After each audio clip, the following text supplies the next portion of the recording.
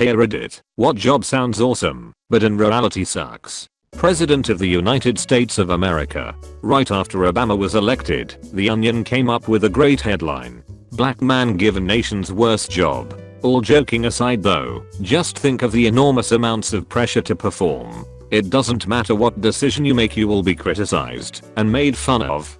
Plus your decisions impact millions of people's well-being. Not trying to debate, just saying. Traveling for work.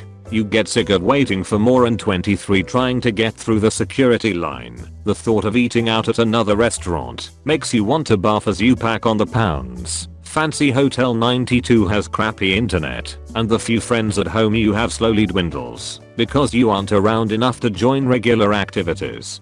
And when you do get to see your old friends, they're jealous because you make more money, even though they don't realize how much you wish you could use it to buy your life back.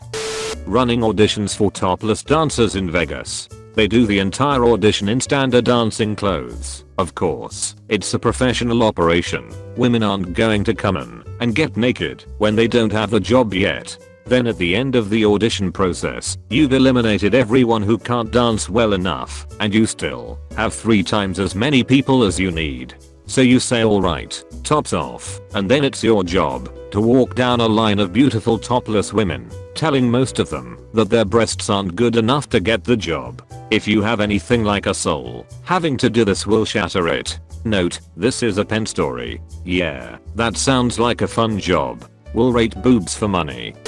Game developers have shit pay and long hours compared to any other software development job and are treated like shit in other ways. I'm not trying to discourage anyone, just trying to give more realistic expectations. Remember that you are competing with a lot of people when trying to get a games job. If you can get a job in the game industry and burn out, you will have no problem getting a different job elsewhere. You might as well try it for yourself and see if you like it.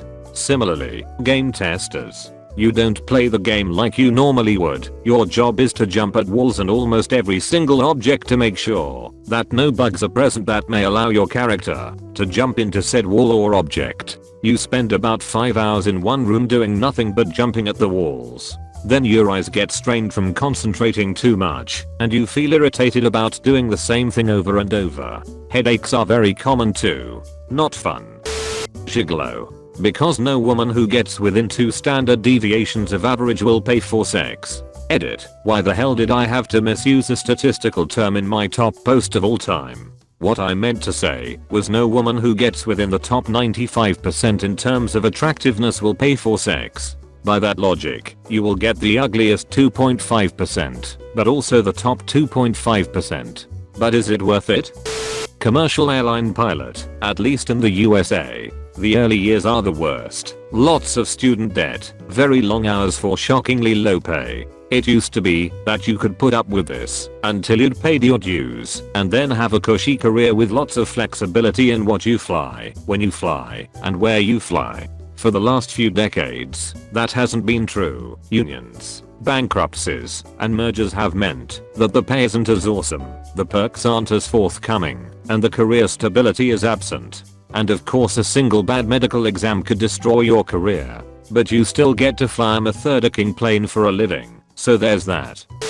Being a bomb tech, or EOD, sounds awesome, but AWW, who am I kidding? This job is the tits. So it's puts on sunglasses, the bomb.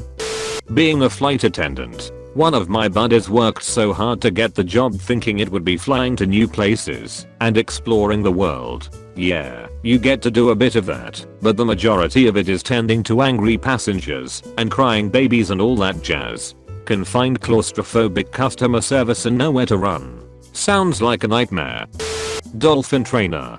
You wear a wetsuit in all weather, you get shit pay, and at the end of the day you feel like a monster because you realize how fucking smart dolphins are. Not a dolphin trainer, but I worked at SeaWorld last summer. I got to know the dolphins and some of the trainers pretty well, and this is their #1 complaint. They love what they do until they realize that these animals are not meant to be in confined spaces. They say that the job gets pretty depressing after a couple of months. I work in an arcade. I'm the manager and game tech. I don't spend all day playing games. Most of my time is dealing with problem customers and broken games. The amount of stupidity I deal with staggering. Sure, go ahead and throw the $600 gun on the floor. I mean, it's not yours, so what do you care if it breaks and the next guy can't use it? This is an actual quote from a lady who complained that the change machine didn't work. What you mean $5 is only 20 quarters? At Chuck E. Cheese they give you 25. There are 5 quarters in a dollar, you ignorant. A shat. Hey, your ducking game doesn't work. Me, press the start button. A shat. Well, you should put a ducking sign. Me, right, I'll get right on that. I've had beers and soda spilled into the games. In one occasion right onto the game board. RIP Street Fighter. The list goes on and on. Working at the zoo. Translation. Picking up animal poo. But you get to hang out with your animal crew. Rarely will you experience anything new. Except for some love with a kangaroo. Perhaps, if you're nice, the koala will join too. Airsoft referee. Now, when I went into it, I just thought I would sit up in a little tower and the players would mind and behave themselves because they would be 15 plus years old. Nope. Little bastards were almost all under 14 and would commit all kinds of hell for me, ranging from playing like an asshole to breaking a bench in the waiting hour. They just tried to blame a fat kid when someone had been jumping on it. And they were like goddamn lawyers finding little loopholes in the rules that we didn't think people would do because doing it was a duck maneuver. How would you think this job would be fun? The worst part isn't even the little kids. It's the 30 to 40-year-old guys who don't call their hits. I'm a tattooist. You probably think the best part of my job is all the nudity I see. I can assure you that the worst part of my job is all the nudity I see. You probably think the best part of my job is being able to draw for a living. All the nudity I see. Oh. Graphic designers have to deal with customers that don't want to pay, expect the job to be done overnight, have no idea how to explain what they want and use stupid ass buzzwords to try to tell you what to do. Example, hey, I know it's a little short notice, but I have a new company that has a grand opening on Friday. We don't have a logo or anything yet, but we need some banners and window decals ready by the weekend. Something cool that pops. You can do that, right? My budget is about $200. My budget is about $200. When it's that, often it's more like, my budget is $0 right now, but once sales pick up we'll be sure to give you extra. You will get experience and exposure. Sure, let me just tell my kids that we are having experience and exposure for dinner. I'm sure that'll fill their aching bellies. Strip club bouncer. The customers were always telling me, man, you've got the greatest job in the world. You get paid to stare at naked women all day.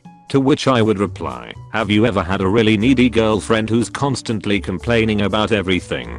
Well, I have 40 or 50 of them, and they never sleep with me. Well, most of them don't. Plus, you're not paid to watch the dancers, you're paid to watch the horny guys that are trying to turn that lap dance into something illegal. You also have to listen to more discussions about feminine hygiene issues than any guy who isn't an OBGYN should ever be exposed to. The hourly wage sucks, and your tips dry up at the end of every month because the dancers making $500+ a night can't budget, and rent, mortgage, utilities are due. The best is when you walk them to their brand new sports car or SUV and they stiff you because they just didn't make enough tonight. They constantly complain to you about how terrible their boyfriends are, but they never break up with them. Those same loser boyfriends, all of them unemployed guys who spend a lot of time at the gym, come in all the time, and expect to be treated like VIPs, while simultaneously making sure their girl won't make any money that night. After all, he gets jealous, and she doesn't want him getting angry again, so she doesn't try to take any guys to the VIP room. By the end of a shift, you reek of a heady mixture of cigarette and cigar smoke, stale beer, cheap perfume, sweat, and just plain funk. You'll go through Febreze like crazy trying to keep the smell from spreading to your car and home. Over time all of your clothes will become permeated by goddamn glitter. And good luck trying to carry on any kind of romantic relationship with a woman outside of work. Telling a girl that you work in a strip club is like opening a date by detailing exactly why you are a registered sex offender. Or you could always date a stripper. She might even support you, so you could spend more time at the gym. Your nights are free, so you might as well drop by the club and keep an eye on her. You don't want some sleazeball putting his hands all over your girl, do you? TLDR, being a strip club bouncer is a smelly, sexually frustrating job that doesn't pay as well as you might think.